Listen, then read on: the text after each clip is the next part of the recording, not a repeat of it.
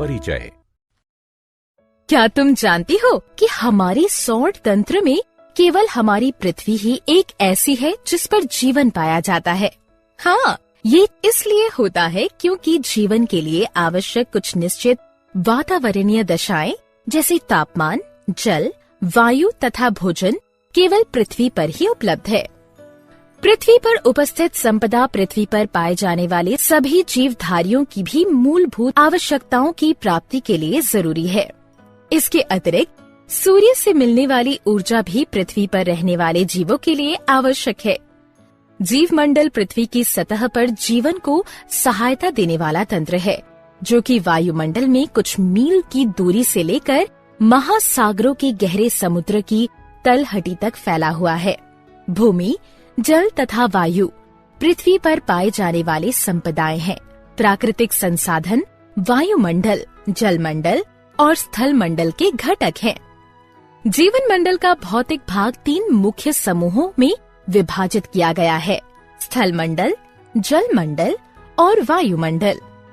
स्थल मंडल में पृथ्वी की सबसे बाहरी परत यानी परपटी या क्रस्ट के ठोस घटक जैसे मृदा, चट्टान और खनिज शामिल होते हैं।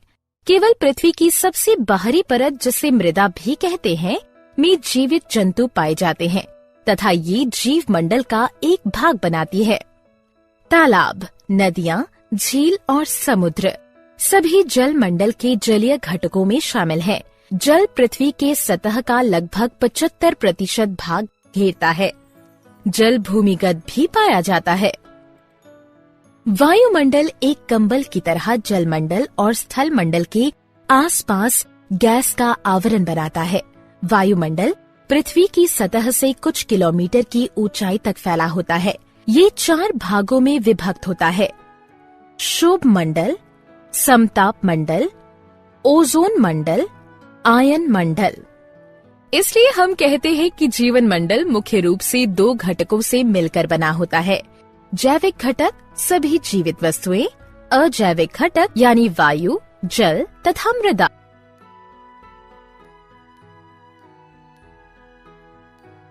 उद्देश्य। इस पाठ के अंत में आप निम्न करने में सक्षम हो जाएंगे: जीवन की श्वास वायु को समझना, जलवायु नियंत्रण में वायुमंडल की भूमिका को पहचानना, वायु की गति, पवन को समझना, वर्षा को समझना, वायु प्रदूषण को समझना, जल एक अद्भुत द्रव के गुणों को पहचानना, जल प्रदूषण को समझना।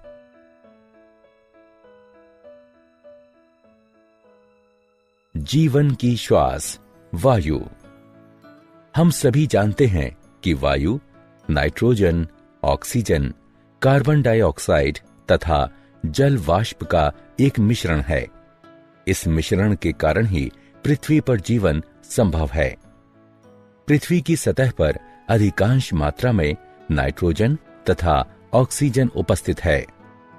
नाइट्रोजन 78%, ऑक्सीजन 21%, कार्बन डाइऑक्साइड तथा अन्य गैसें 0.03%, निष्क्रिय गैसें ऑर्गन 0.93%। हम ये पहले से ही जानते हैं कि जीवधारी यूकेरियोटिक या प्रोकैरियोटिक कोशिकाओं से मिलकर बने होते हैं। इसलिए कोशिकाओं को ग्लूकोज अणुओं के विखंडन तथा अपने क्रियाकलापों के लिए ऊर्जा प्राप्त करने के लिए ऑक्सीजन की आवश्यकता होती है। इसके परिणाम स्वरूप कार्बन डाइऑक्साइड का निर्माण होता है। एक अन्य प्रक्रिया जिसके परिणाम स्वरूप ऑक्सीजन की खपत तथा कार्बन डाइऑक्साइड का निर्माण होता है, दहन की प्रक्रिया कहलाती है, जो कि या तो मानव क्रियाकलापों अथवा जंगलों में लगी आग का परिणाम होती है। हालांकि विभिन्न क्रियाकलापों द्वारा कार्बन डाइऑक्साइड का एक बड़ी मात्रा में निर्माण होता है, किंतु फिर भी वायुमंडल में कार्बन डाइऑक्साइड का प्रतिशत कुल प्रतिशत का एक छोटा सा भाग ही है। कार्बन का यह प्रतिशत सीमित इसलिए है क्योंकि कार्बन डाइऑक्साइड दो विधियों से स्थिर होती है। पहला, हरे पौधे इसे ग्रहण करके सूर्य के प्रकाश तथा क्लोरोफिल की उपस्थिति में ग्लूकोज में बदल देते हैं। दूसरा, बहुत से समुद्री जंतु समुद्री जल में घुले कार्बोनेट से अपने कवच बनाते हैं। जलवायु नियंत्रण में वायुमंडल की भूमिका। जैसे कि हम पहले भी चर्चा कर चुके हैं कि वायुमंडल पृथ्वी को एक कंबल की भांति ढकता है। हम यह भी जानते हैं कि वायु ऊष्मा का एक कुचालक है। वायुमंडल दिन में तापमान को अचानक बढ़ने से रोकता है। वायुमंडल पृथ्वी के औसत तापमान का दिन के समय और यहां तक कि पूरे वर्ष भर लगभग नियत बनाए रखता है और रात के समय ऊष्मा को बाहरी अंतरिक्ष में जाने की दर को कम करता है। पृथ्वी तथा चंद्रमा सूर्य से लगभग समान दूरी पर हैं, किंतु चंद्रमा की सतह जहां वायुमंडल नहीं है, उस पर तापमान -190 डिग्री सेल्सियस से 110 डिग्री सेल्सियस के मध्य रहता है।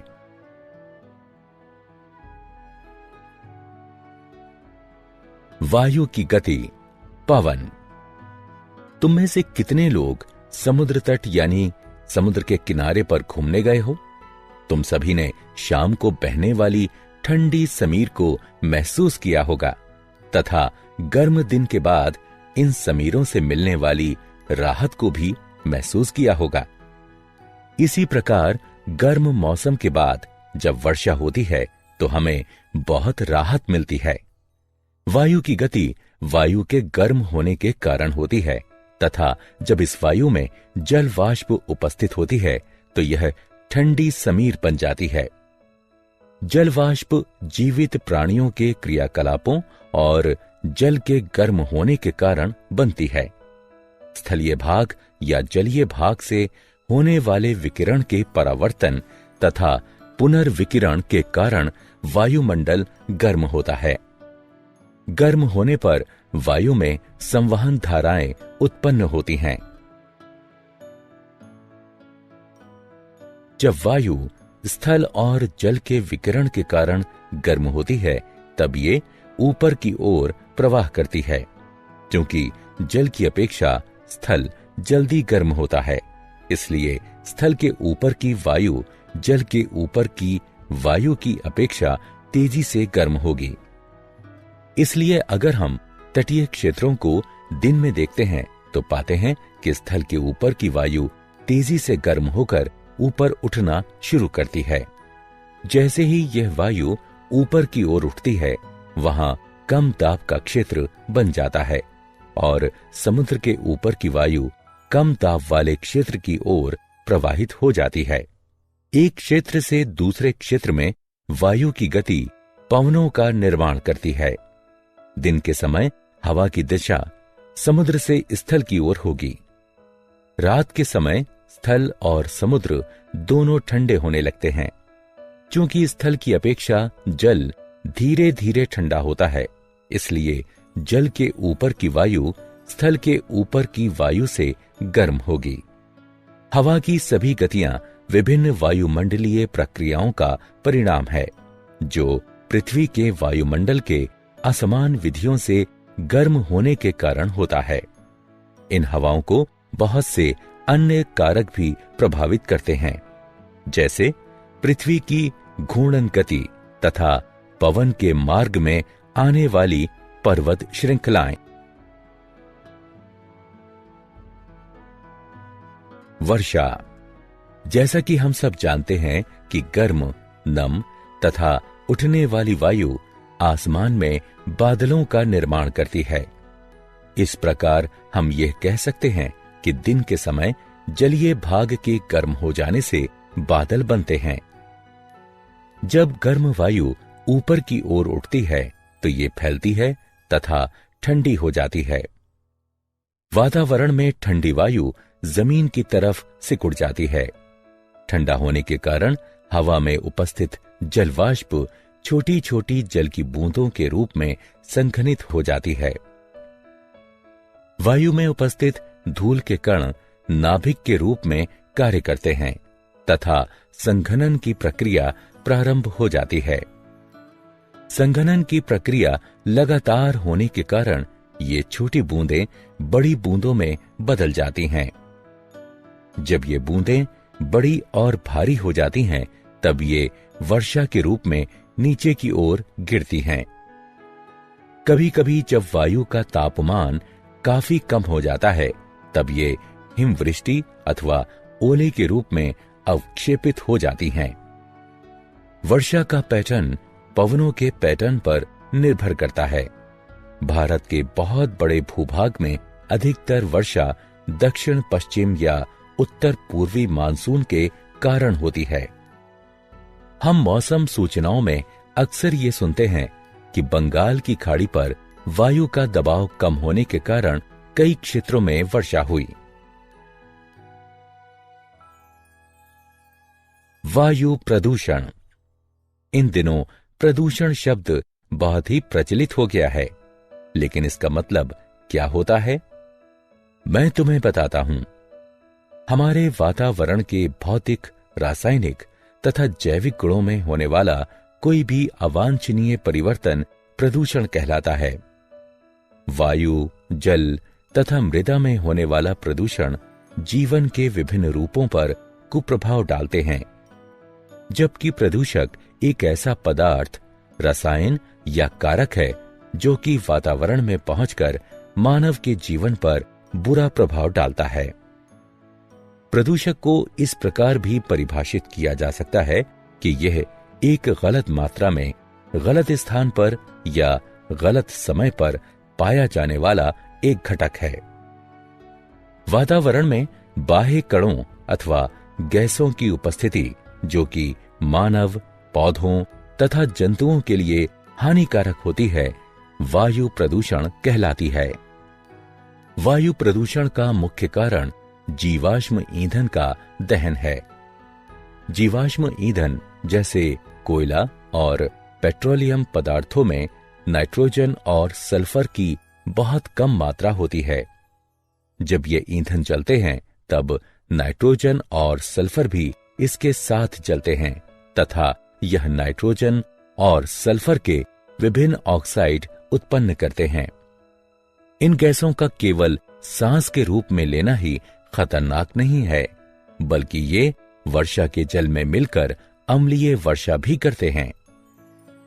जीवाश्म ईंधनों का दहन वायु में निलंबित कणों की मात्रा को भी बढ़ा देता है। ये निलंबित कण बिना जले कार्बन कण या पदार्थ हो सकते हैं, जिन्हें हाइड्रोकार्बन कहा जाता है।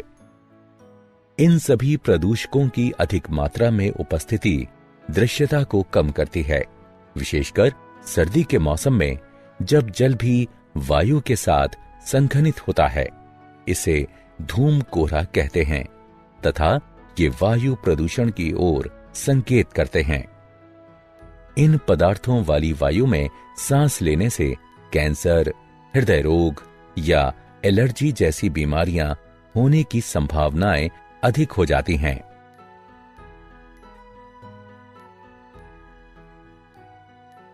जल एक अद्भुत द्रव। जल पृथ्वी की सतह के सबसे बड़े भाग पर उपस्थित है और यह भूमिगत भी होता है। जल की कुछ मात्रा जल वाष्प के रूप में वायुमंडल में भी पाई जाती है। पृथ्वी की सतह पर पाए जाने वाले जल का कुल 97% सागरों तथा महासागरों में पाया जाता है तथा यह जल क्षारीय होता है। पृथ्वी पर 1% ही स्वच्छ जल पाया जाता है। 2% शुद्ध जल बर्फ के रूप में दोनों ध्रुवों पर तथा बर्फ से ढके पहाड़ों पर पाया जाता है। भूमिगत जल तथा नदियां, झीलें तथा तालाबों में पाया जाने वाला जल भी स्वच्छ जल होता है। स्वच्छ जल की उपलब्धता विभिन्न स्थानों पर भिन्न भिन्न होती है। गर्मी के मौसम में अधिकतर स्थानों पर जल की कमी हो जाती है।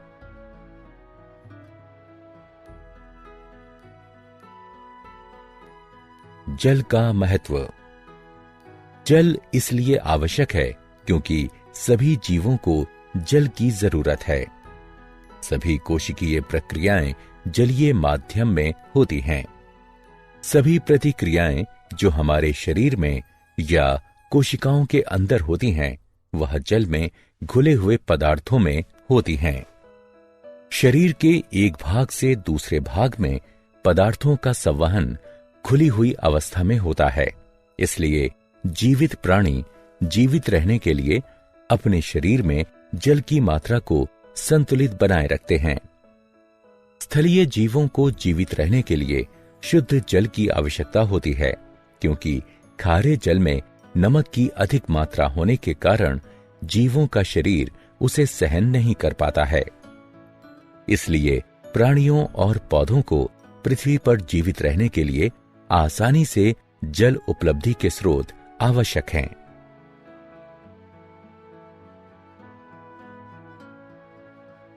जल प्रदूषण।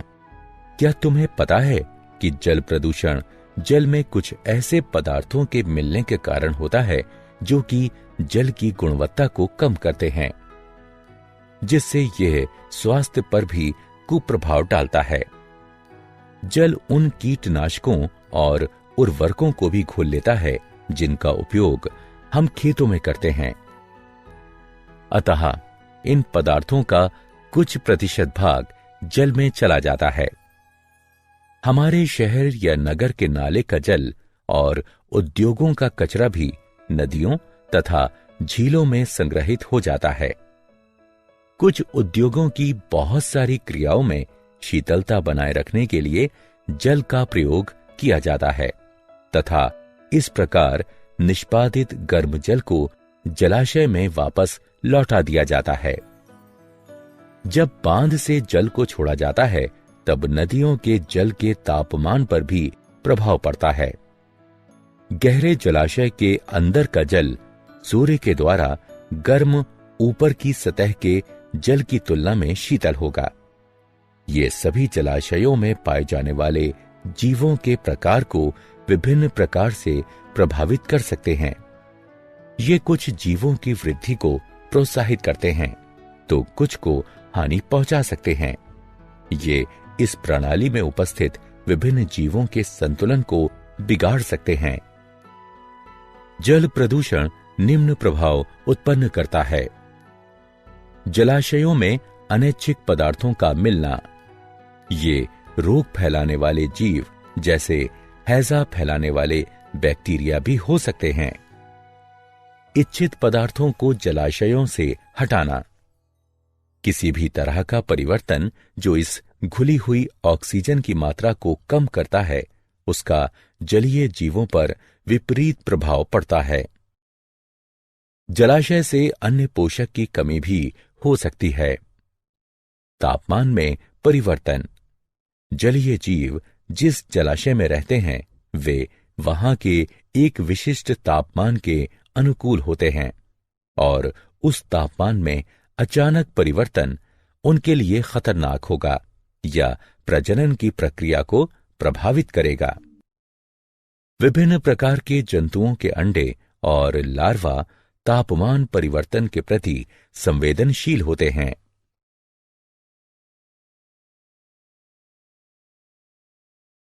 क्या आप जानते हैं, स्टैच्यू ऑफ लिबर्टी SO2 तथा NO2 एवं ताजमहल मथुरा रिफाइनरी से निकलने वाले SO2 के द्वारा प्रभावित हो रहे हैं। SO2 से अस्थमा तथा ब्रोंकाइटिस आदि होने की संभावना बढ़ जाती है। 1920 में जापान में 200 लोग इटाई रोग के प्रभाव के कारण मर गए थे, जो कि कैडमियम विष के कारण हुई थी। 1989 से 5 जून को विश्व पर्यावरण दिवस के रूप में मनाया जाता है। 16 सितंबर को ओजोन परत के बचाव का अंतर्राष्ट्रीय दिवस के रूप में मनाया जाता है। अक्टूबर का प्रथम सप्ताह वन्य जीवन सप्ताह के रूप में मनाया जाता है।